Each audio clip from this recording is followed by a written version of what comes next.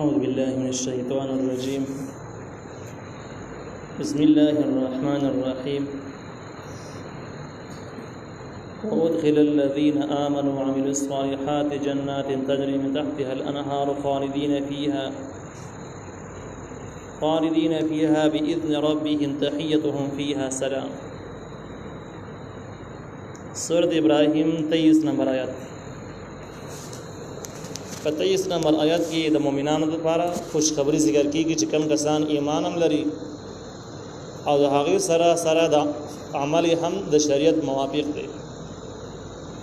نو دغه کسان به الله تعالی د سی باغون د داخل کې چې د هغه د ونو او د بنگلو لاندې به څلور قسم نهرونه بهيږي او دغه ونو نهرونو دغه باغونو کې به مستقل همیشه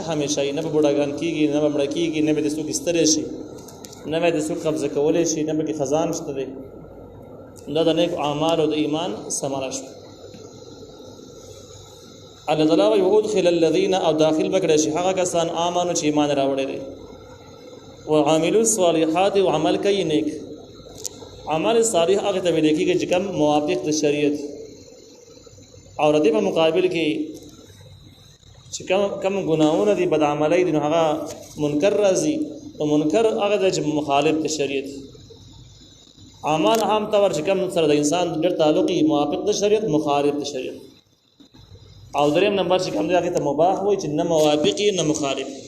بلکې هغه باندې عمل وکي نام ټیک کوي نه کې نام سره نقصان او فائدې سم نه هغه ته مباح وای.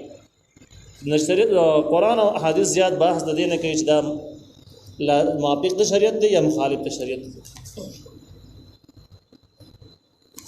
نو کوم کسان چې ایمان لري او هغه عمل د شریعت موافق، جنات د هغه به داخل شي د جنتونو ته تجري چې بهيږي من تحتها الانهار لاندې د هغه نه نهرونه خالدين فيها همیشه به پدې کې باذن ربهم په حکم در رب خپل باندې تحيتهم ملاقاتون د دوی به په په جنتونو کې سلام سلام سره صبر ملاقاتون جنتیان د کوي په جنت کې نو دی به سلام اچي په یو باندې. او دغه الفاظ نور ذکر کې با دغه مضمون تفسیری ذکر شوی دی شریف چې کله جنتیان یو سره مخامخ شي نو هم دی به وایي السلام علیکم. دغه شان فرشته چې کله دوی سره مخامخ کیږي هم سلام بیا چي. نو ټول سلام او د احترام او د دعاګانو او د محترم الفاظ به استعماليږي.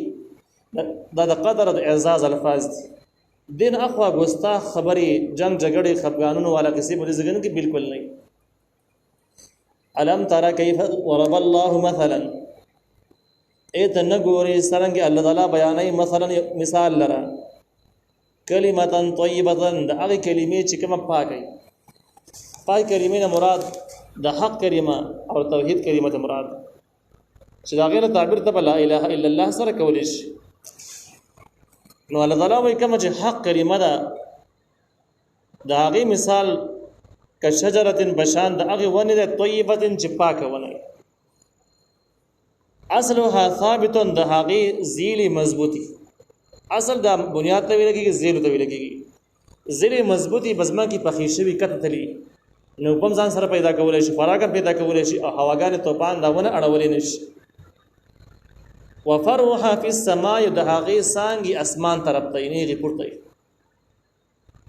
تؤتي اكلها دا ور کوي میوه خپل کله حين هر وخت دغه میوه ته ملاويږي باذن ربها بحکم در خپل باندې. ويضرب الله الامثال او الله تعالی بیانای مثالون لرا للناس خلق دفارا لعلهم يتذكرون دې دفارا د خلق نصيحت قبول کې به خبره باندې صحیح پوي شي. دې ځکه چې الله تعالی د حق او د باطل مثال ورکړی دی یو ونی سره او د حق د کلمې ذکر کړی دی. حق د کلمې نه مراد کلمه توحید، کلمه لا اله الا الله محمد رسول الله کلمه مراد. نو الله تعالی وایي دا پاک کلمه ده، توحید کلمه ده، پاک کلمه ده او دا د حق کلمه ده. نو د دې مثال د یو ونی په شان ده کې چې دغه ونه پاکه ونه او د دې زیلی مضبوطی یعنی بخاوره کې جوړ ښکته تلی او د هغه سانګي اسمان ترته نیغي زړند نه پورته سانګي. اوس دا د څه څه بوډای شي د کلمې مثال دی ونه سره ورکړی دغه ونی علامات دا چې زیلی مضبوطه ده، ونه پاکه ده میوه مستقل ملاویږي څنګه پورته اسمان طرف ته کیدي درس شي بوټي نو ډیر زیات روایتونه معلومیږي چې د دې مراد کجوره ده کجوره چې کومه ده د دې د تنا د زیل دا ډیر جوړه انتیه ښکته مضبوط کوم خلک چې د کجورو کار کوي هغه ته پته نو ډیر لري پر د کجورو زیل ښکته زی بیا د دې پانې چې کومې څنګه نو دا ځوړند نه دا پورته نیږي پورته او دا شان د دې میوه چې کومه ده کجوره دا نه کوم وخت چې دانی ونیسي هغه ټیم نه راوخ خلک دا استعمالي دا په چاټونو کې استعمالي کې په چارونو کې استعمالي کې دغه استعمالي کې او دغه روان تر دې چې پخې شي کله چې دا پخې شي نو بیا دا غینه بعد د سٹور کولای شي او چې کله سٹور شي نو هر ټیم دا ملایويږي هر ټیم ته کجوره غواړي ته ملایويږي نو کجوره د سیوانه د خپل میوه هر ټیم ورکوي هر ټیم نه دې ته فائدہ پورته کولی شي په خلاف د نورو مونږ نور کې دومره فائدې نشته دومره صلاحیتونه دا غي نشته دا شان ندیره پانی چې کومې د کجوري پانی دا پورته نیږي ولاړی کته نه اسمان ته مخې نو د ټولو علاماتونه معلومیږي د کجوره او رزینو احادیثونه هم معلومیږي چې کوم ابن حبان حاکم او دا شان کې ترمذی مختلفو کتابونو دغه نقل کړی دي په مختلفو روایتو سره ټول مضمون خلاصه حاصل دادي چې د مراد کجوره اوس د کلمې طیبه مثال الله تعالی د کجوري سره ورکړي او د کجوري علامات دا د یو دا ونه پاکه ده بلې زیله مضبوطه راسو زیله ته قانون حدیثي د اړول نه شکل کوونه څنګه پورته د اسمان تر ته دی تنه وګده ده نو فائدې دا د جردي میوه د ګندګۍ او د مردارۍ شکار کیږي نه میوه پاک راځي میوه هر ټیم ملاويږي اوس راشه دا د مثال د کلمې طیبه سره شو کلمه طیبه سره مشابهت څنګه شو د حق سره مشابهت څنګه شو کلمه طیبه چې د دې زیلی په د مؤمن په ځل کې مضبوطی شوی او داسې مضبوطی شوی چې کوم واقعي مؤمنی اسی براینام رسمینا کوم چې کلک مؤمنان کوم چې اسلامي تاریخونو تاسو مطالعه کوي نو دې یقین متاثر راشي نو په کوم ځنو کې چې کلمه طیبه مضبوطه شوی دا هغه یقین پیدا شوی دی نو بدغه انسانانو باندې څومره درانه امتحانات راغلي دي ګران امتحانونه د دشمنانو دباونه د هغوی قتلول وجل نیول گرفتارول ولګي تند مختلف مشکلات پر راغلي دي لیکن دوی د خپل سر او د مال نه تیر شوی دي خپل ایمان پر خودرو ته جوړ نه دي نو معلومیږي دا چې د دې کلمې زیلې په د مؤمنانو په ضرورت کې ډېر زیاتې مضبوطې دي دغه شان ده کې د ایمان دغه کلمې ثمرات چې کوم دي هغه اعمال مؤمن چې کله ډېر ایمان کلمه مضبوطه شوله هغه نه بعد د اعمال او چې کله اعمال شروع کړو اعمال مخې اسمان تر څنګه اسمان ته ده بل ځکه کې قران کې الله فرمایي چې الیه یصعد کلمۃ طیب الله تعالی تر تنیک اعمال پورتزي نیک اعمال لا پورتزي اسمان ته خيږي او بد اعمال د اسمان ته نزي د سجین ته زي نو دغه مؤمن ورلکه چې کومه کلمه را یقین دی هغه یقین چې دغه په بخي زیل شولې او دغه اعمال چې د څنګه شولې او د څنګه مخه اسمان تر دغه اعمال اسمان تر وایي څومره اعمال چې د انسان کینو دا اسمان تزي الته کې قبلي خبره درته لپاره اسمان تزي او د ډېر روایتونو معلومیږي چې د مؤمن نیک اعمال د اسمانونو تزي نو د مشابهت شو بیا الله تعالی وایي چې دغه ونه چې کومه ده میوه مستقله ورکړي هر وخت میوه ورکړي نو دغه شان د مؤمن اعمال لري اسمان ته رواني هر ټیم د قبليږي یو د مؤمن اعمال جاری مستقل جاری مؤمن د سینې چې بروجه کې بجمه په ورځ مسلمان بیا نه د سینې دا مستقل اعمال کې فرض مونږ نوافل سنت اذکار تلاوت سره مناسبت سره مستقل دا پری دینه نو د اعمال مستقل جاری په هر ټیم کې د اعمال جاری مصدم مسمی نه سزنی نه هر ټیم دا جاری او دا هر ټیم قبر دل لپاره برابر اوس د دې الله تعالی وایي چې د دې څنګه اسمان طرف ته کېدی نو کم ونه څنګه چې اسمان طرف ته ځوړند دی نه خاور ته ځوړند دی نه نو د زمکه خاورې بندګیانې پاګې معنی نه لګي دغه شان د مؤمن د ایمان او د دې د اعمال د سدي کله دنیا باندې څومره د کفر او د شرک او د الحاد سیلابونه راشي او څومره شکونه او شبهات د پیسو په زور باندې پیدا کی لیکن مؤمن خپل اعمال خپل عقیده په دغه باندې ګند کوي نو همیشه د ځان ساتي پرېز کې ځان لچون تیری او ورې سيزونو کې خپل اعمال خړ پړ کوي نه خرابوي نه دا د کلک ایمان او د اعمال نه خېری د دې د پیژنګلو لپاره اسلامي تاریخونه چې مطالعه د مؤمنانو تاریخونه او د هغوی د کفر سره د لوی خطرناک ډغرې امتحانونه، بیا د پیسو او طاقت د لوی ازمایښتونه، او بیا د مؤمنانو استقامت او قربانیانو ته وګوري، دا آیت به بالکل ذهن ته پرېوځي چې بالکل دا خبره حقیقت. ومثل کلمة خبیثة، او مثال د هغه کلمې چې کوم پلیده کلمه وي. پلیده کلمې نه مراد هغه کلمه راواخله چې کوم د اسلام په مقابل کې استعمالېږي. د اسلام په مقابل کې مختلف الفاظ استعمالېږي، مختلف کلمې. په څه زمانه کې د بت پرستۍ ډېر زور، نو دغه بت پرستۍ د خبیثه کلمه شوله. بیا یو زمانه دا سره راغله چې د دهریت زور راغی، خلکو به د الله تعالی د وجود نه انکار کاوه، او دا انقلاب ډېر مخکې لاړو. نو دغه هم کلمه خبیثه شوله په مقابل د اسلام کې ده.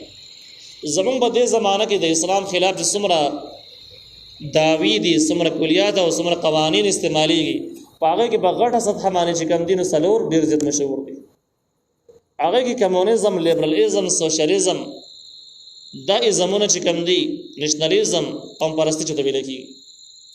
نو دا هغه نارې دي چې کوم د اسلام خلاف یو आवाज د یو کلمې شکل اختیار کړی دی. او بیا د دې سره سم چې کوم دی په عالمي سطح باندې د الوهیت یا عقیده چې کوم ده هم د اسلام په مقابل کې چې کوم د هغې اصول او قوانین او قواعد دي، هغه هم د کلمې خبیثې د اسلام په مقابل کې یو ځان له عقیده یو ځان له اصول لري. نو کلمې خبیثه هر هغه عقیده راواخله چې د اسلام مقابل کې، او د دې قسمونو ډېر زیات په هر دور کې به جدا جدا رنګ کې راښکاره کېږي. نو په دې وجه د دې خاص تعین نشته، هر دور کې د دې مصداق را پیدا کېدی چې جدا جدا مصداقونه راځي.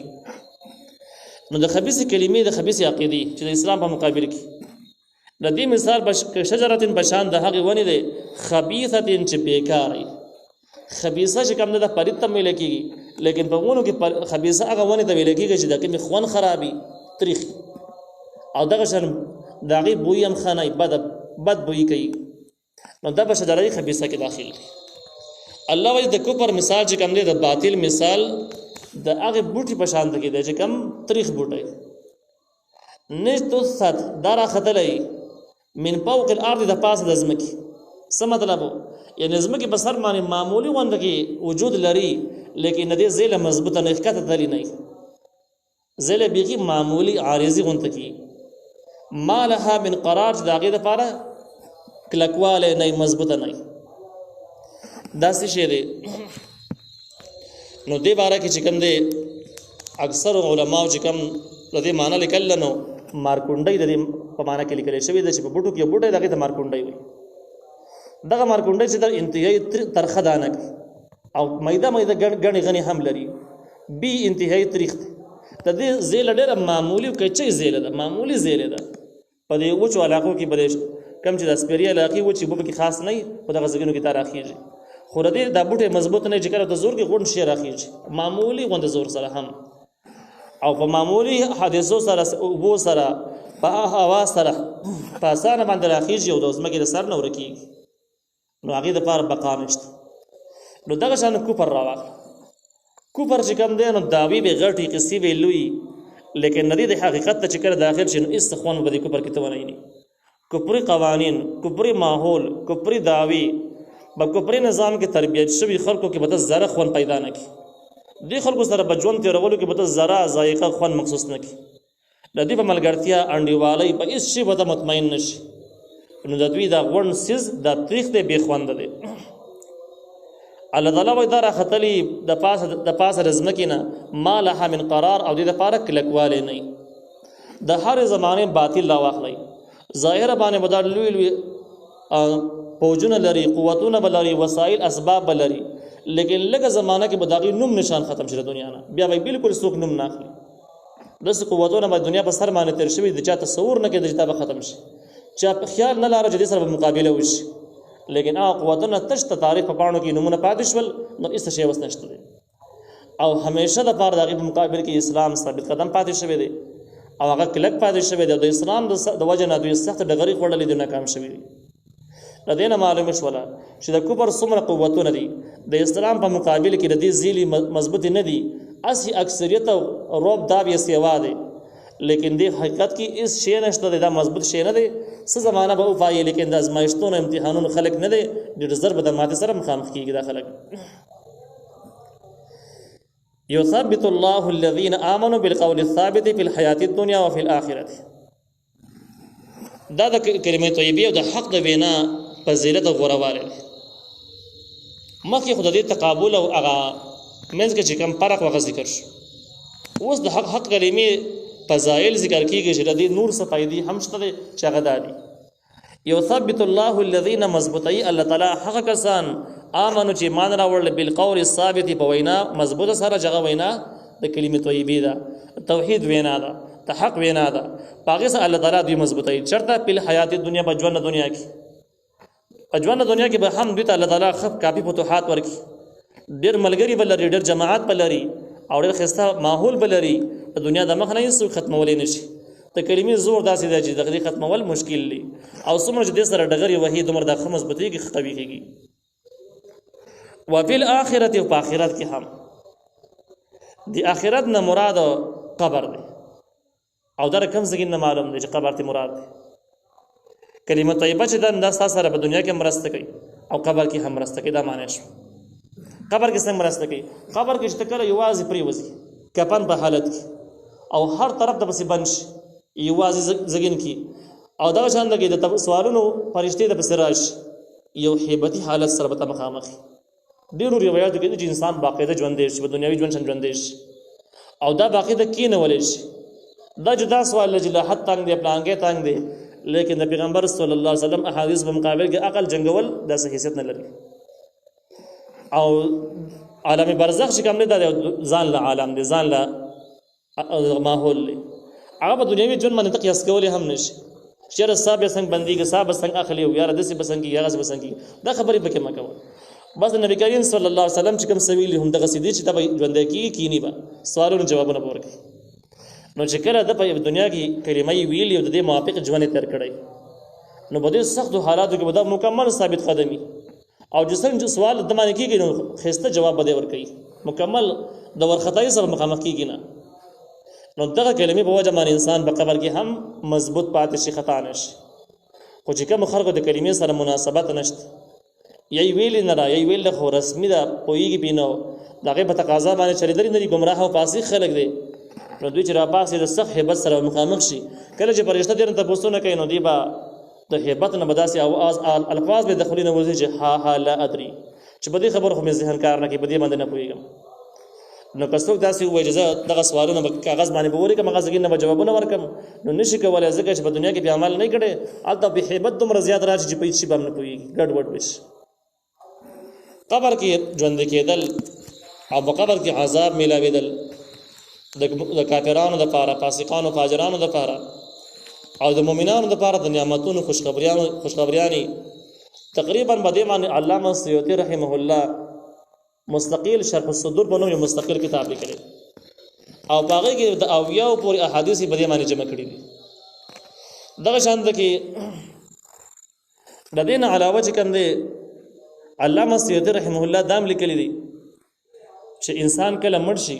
د مرګ نه وروسته د عالم برزخ سره مخامخ شي او دی وایي چې برزخ د قبر ژوند ته د خلک کله مړ شي د برزخي ژوند وایي. دا برزخي ځکه وایي برزخ اصل کې پرده ده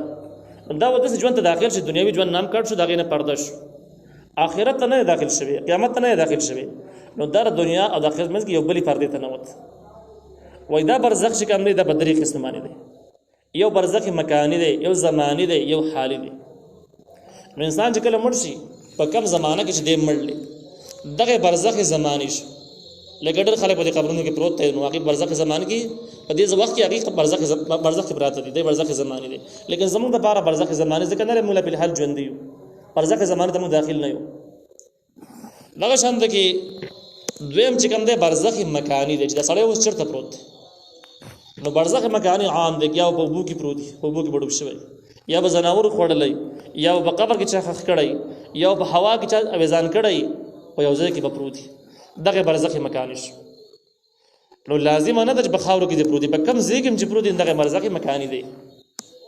او دریم چې کوم دی برزخ حالی دی چې د سړی اوس په څه حالت کې دی اما منعما یا به نعمتونه ورته ملاویږي که نیک سړی و اما معذبا یا به عذابونه ورته لګېږي که دا بد سړی. دغه د علامه سیوطي رحمه الله دغه تحقیق نه معلومیږي چې د مرګ نه وروسته عذاب قبر یقیني مضمون دی ثابت دی. نو دې ذکر کې امام ابن کثیر رحمه الله په تفسیر ابن کثیر کې ذکر کړی دی چې په الاخرتین مراد قبر ته مراد دی او بده معنی الله سره روایت بدلایل کې پیش کړی دی. نو چې الله سره روایت تایید کوي امام ابن کثیر نقل کوي نو موږ وایو چې قبر به مراد دی. ويذل الله الظالمین او خطا کوي الله تعالی ظالمانو لپاره چرته په قبر کې خطا کوي. قبر کې څنګه خطا شي سوال کوم سوالونه چې دې معنی و چې داغي جوابونه نشي ورکولای ځکه چې ظالمان دي په دنیا کې به عمل نه دی کړی. ويفعل الله ما يشاء او کوي الله تعالی هغه څه چې وی غواړي.